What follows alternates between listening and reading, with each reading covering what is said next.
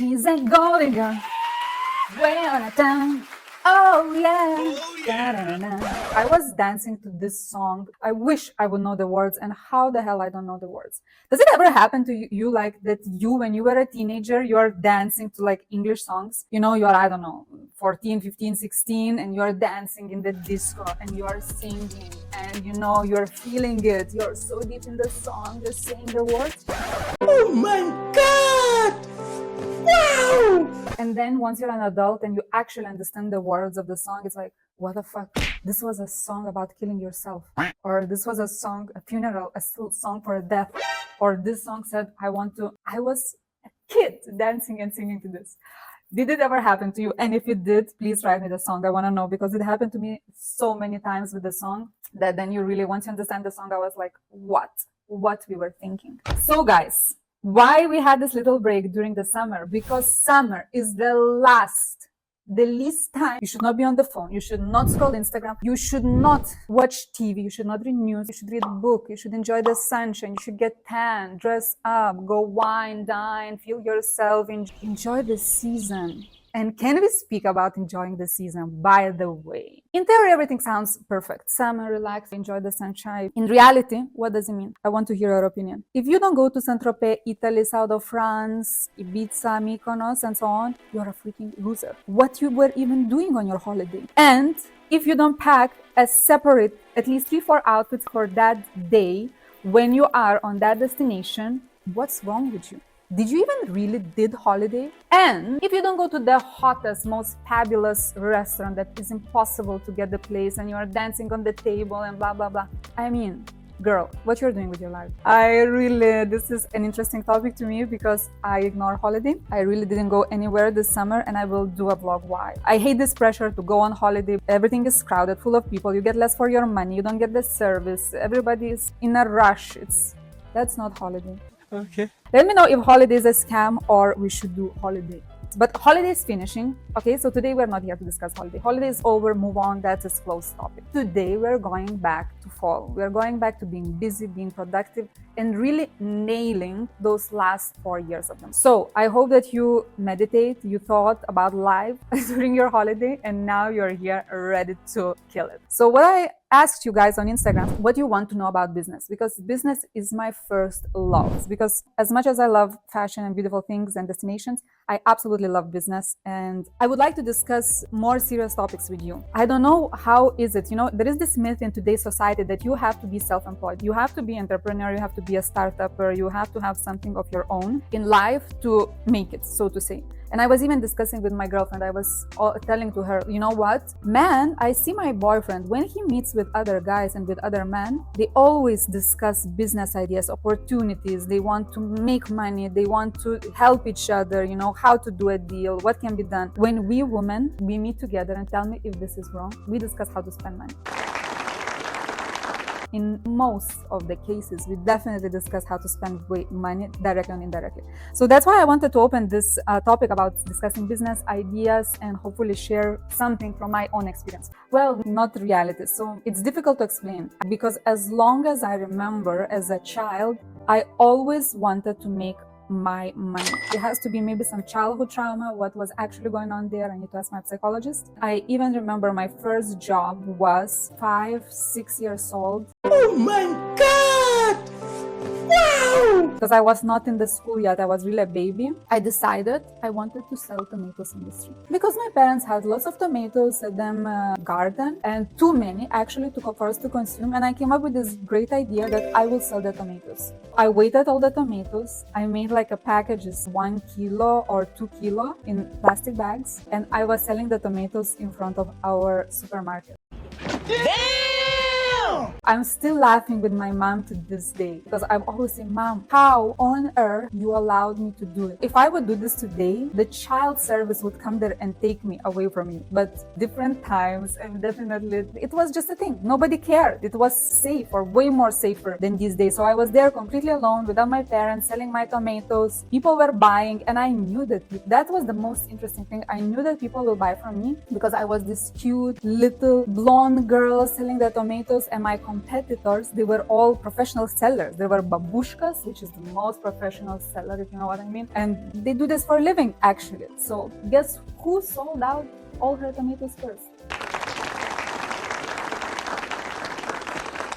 Then my second job was babysitting my brother and so on and so forth. So I always had some kind of income. I always was thinking how to make income, what can be sold, what can be done. And once I met my partner, for me was always very important that I have somebody that loves the same way of living, because I kind of was unemployable. And maybe in some position, if I would have an ideal circumstances, I would be employed. But you know, I always wanted to think out of the box. And what always pissed me up, I remember to this day, I never understood the concept of salary. You know, I am quite quick thinker. I understand everything very fast, so I can do job way quicker than many people. It's just a skill that I have. It's, you know, we all have different type of skills. I don't have patience, so I lack other skills, but this one, that I'm very fast, and I would say I am smart. I think out of the box. I don't ask things, I figure out things. I always was like this. For me, it was really important to find a partner that as well was thinking like this, because you know, in many couples it's not the case. You know, sometimes I see even some women that the husbands or boyfriends are holding them back, that they're thinking too small, they're not risk takers, they want to play it always safe. It can be the other way around, where the husband is really capable and smart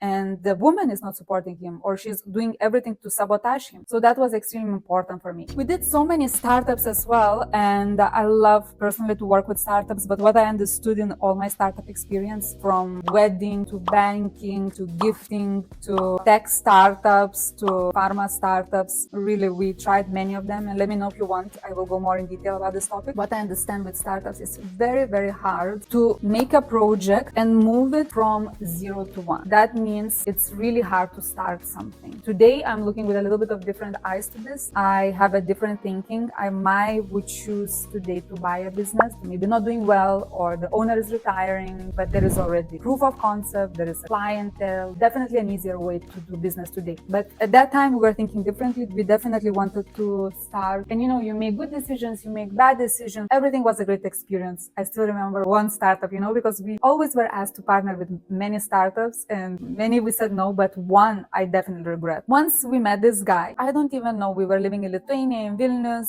and you know, there was all this movement, people were starting businesses and thinking about businesses, and he arrives there and he's like with long hair and this super artistic guy, and he's speaking to me and Jan, and he's saying, guys, I have this business that I think you guys can expand to Switzerland and Italy, because I want this business to become international, and I believe I need people in the local markets, I need people speaking the language. So I still don't have anything, but I think it will be great. I believe it will work, and it's gonna be lots of work at the beginning, because you really have to completely open these markets and manage. I was looking in Jan and I was like, what the hell? Who is this guy? What is he speaking about? I mean, we should now both quit our jobs to work on this crazy idea. There is no proof of concept, it's just him and another girl, and now we should sacrifice our lives to work on this person's idea. So we were a bit skeptical and we said no. Today this startup is called Winted. It's a multi-million, if not billion startup right now, and we said no at the very beginning. We met Eustace, the founder, when he was still just starting it. What an idiot! Oh, what a loser! So now I would like to answer some questions of you guys that I got from Instagram. Number one question: how to start a startup?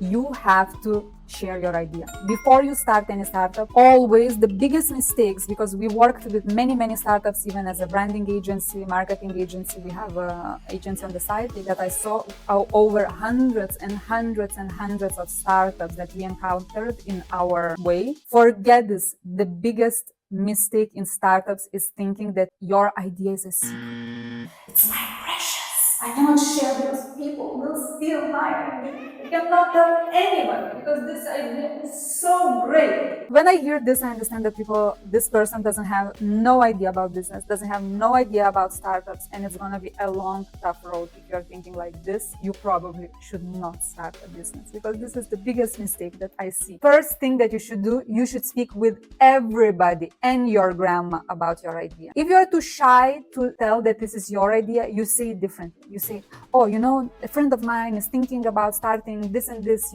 cat house businesses, with the warming floors, and it's like a little wooden chalet. What do you think? Could that be something? If you don't want to say that this is you, you start to speak to people and you want to see how people react. The good thing, not saying that this is your idea, but this is that friend, that people are then more honest. So if you say that is your idea, sometimes people are too polite. They don't say them real opinion. Even though in many cases, and you will be surprised, people say that your idea is shit. They will say, no, don't do it. Don't start it. What is this? It was all bullshit. Da-da-da, da-da-da. But you always have to read between the lines. You cannot be discouraged, but you cannot be even too naive. You have to see if there is an interest, what people are thinking, what is their feedback, and would people pay for your product, which is the most important. Because sometimes we have ideas that they're good in our head, and our friends or people around us, theoretically. I remember one startup that we did. We did once a startup that we wanted to sell ideas to boyfriends, okay? Because you know this. You've been there, you've done that. On paper sounds great. It's a special occasion, it's your birthday or a special night, and so on and so forth, and your boyfriend does not organize anything. Your boyfriend doesn't have time, he doesn't have the imagination, he doesn't have the patience, so he would just love to press one button and make you the most happy girl on planet Earth, but he just doesn't have the skills to do it. So when we said this idea to the partners, everybody said, yes, so amazing. I always have this issue. I never have idea what to gift her or how to surprise her. And when we said, would you pay for this idea? People were not so sure anymore if they would really pay for this idea, and if this problem of making your girlfriend happy is really worth the money. It is slightly concerning, but you cannot go against people's habits. So whatever you think, wherever you believe that this is not correct, and this is the most important thing to invest, is your relationship, is love, is happiness, is fulfillment. What you think, nobody cares, because the market and the people and the money speaks for themselves. So always ask people what they think, and try not to imply your ideas. Just drop the idea and let people speak, so you really hear their first and honest opinion. And by the way, please follow me on Instagram, on TikTok, write your questions. I want to have this open discussion, and subscribe to my channel on YouTube. So rule number 2. You don't need money to start or to test something, okay? So I always was lean in my life in starting any kind of business before the lean concept was born. Now suddenly somebody gave it a name, but I was always thinking like this as long as I can remember. When I want to do something, I always think about the way how to test it cheap, because you don't want to spend time, money, nerves, too much expectations, too much pressure. Therefore, sure is a way to test your idea. Let me tell you a story. Some years ago, my boyfriend was working on a project and so on. He was working on another startup. At home, suddenly I had more time. We were not taking so many agency jobs. I was doing some architecture stuff still for myself, interior design. And I was really into the linen. At the time, linen was not so popular. Linen is like the fabric, the texture, the fabric itself. So I was thinking, where can I get a really nice linen? And now we have linen on the market, but at that time was really nothing. It was not so popular. However, in Lithuania, from where I come, it's really popular. It was always popular. So I thought, you know what? I am doing this linen anyway. I'm gonna do for myself or some other people that ask me, for my private clients. Let me just make a PDF with all the linens I could do, because I'm the producer by myself. And I just made the PDF and I put it online. So there was no website, no nothing, nada. It was just a PDF that you could download and you could order via email. And to my surprise, people started ordering. To this day, I don't know how they found us, how they hear about this. As soon as I started to make money and getting some orders, you know what? Okay, there is request. If there is request with completely fake pictures, because I didn't have any pictures and I didn't invest in any photo shoot. I took pictures from internet, if you know what I mean. And I just changed colors. I just shot of the product I could make. So I was then thinking, if people were willing to order from a freaking PDF with the most horrible, bad pictures ever. Once I have a website, it can only be better. Only then, after making multiple sales, and it was not little, it was not just like 1-2 sales, it was a substantial amount. I thought, okay, let's make a Shopify store. So then we did the Shopify store. I was really still smart. So the next, okay, now we have Shopify store. One thing I didn't want to do, I didn't want to invest in a stock, because having lots of stock means having lots of money sitting in your storage room. So these money are there, and for I don't know how long they will be there, but they are there. So I came up with the next genius, lean idea. I will let people pre-order. You can only pre-order and you will get your order in 3-4 weeks. Because it's home, it's not fashion. Maybe if you want to sell clothes, people don't want to wait, for sure. Fashion, you want now, you want fast, you don't have the patience. But for home, people are more used to. If you buy a sofa, carpet, chair, you know that you have to wait, and this is more normal things. So I hope that this story inspires you and let you understand that you don't need money. You don't need any big investment to start or to test your idea. And I think the beginning is always tricky, because once you get traction, then you can grow, you can optimize, you can improve, you can, do things better. But first of all, test it before spending too much time. So that was my story of a lean startup. I personally believe that if you don't have this burning passion and desire to start something on your own, you should not feel guilty, because we need people. Maybe you can join somebody, maybe you can go to a company where you can actually not be tied to a salary, but you have a better agreement where your outcome can impact your salary. Because of course, when we have a cap on our salaries, this is a bit frustrating from one side. From the other side, it gives us the feeling of safety. So there is plus and minus in this situation. What I would like to know from you guys, I would like to hear more questions. What would you like to know more about business? Can we discuss some ideas? Please be specific with your questions, and not too specific, because somebody asked me a question, how I can grow so and so business. This one I cannot tell you without, it's like a business case. Honestly, please think something that actually I could help and I could answer and we could brainstorm together. We all should have an additional form of income in one way or another. And if we are working to say corporate career, we should think how to invest our money, what to do, and what we should do as well. As a woman, we should absolutely brainstorm with each other. So next time you're with your girlfriends, try to bring it up, this topic, and we should actually help each other and support each other. Because I think there is no discussion about this topic, that women are way more jealous with each other. And if we would support and work together as women, I cannot even imagine where we could be, because we are harder workers. We have more attention to detail, we're more patient, we have everything going for us. But there is just something that, in my opinion, we don't collaborate enough, we don't share enough, we are jealous of each other, and this one should not be the case. Let's stick together. Because one other thing that I forgot to mention, I definitely believe that in startup, you don't want to be alone. You always want to have a team. Maybe it's not your co-founder, but you always want to have a team, because,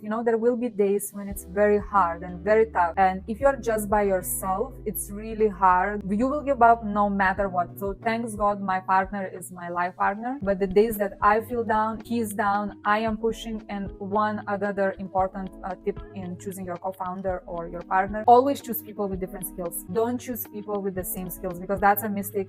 What we did in the past couple of times, we had partners and we didn't divide the roles very precisely. So suddenly, we're always responsible for marketing and design. So when you're responsible for design, nobody has opinions when you are a CFO. When you do the finance and you speak about numbers, people let those people do their job, because it's not exciting, it's not fun. We don't have the skill to, let's say, give our opinion there. Everybody, including the grandma, Granny loves you,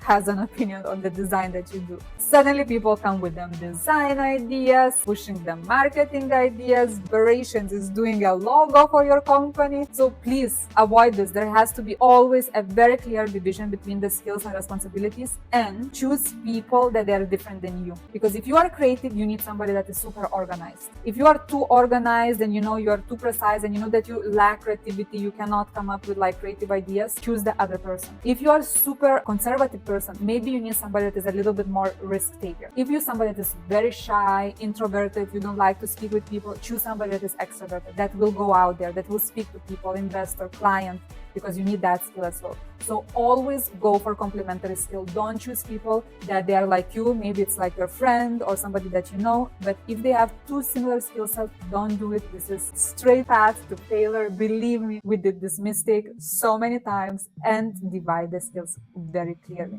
This one was my short takeaway on the business world. Let me know if it was interesting. And most importantly, let's discuss it, because my ultimate goal even with this channel is to bring like-minded community, people that they like to live the best of them life, but even enjoy taking risks, building something, doing something, and connecting with other people and sharing the ideas. So please let me know if it was interesting, and let's discuss more. Cheers.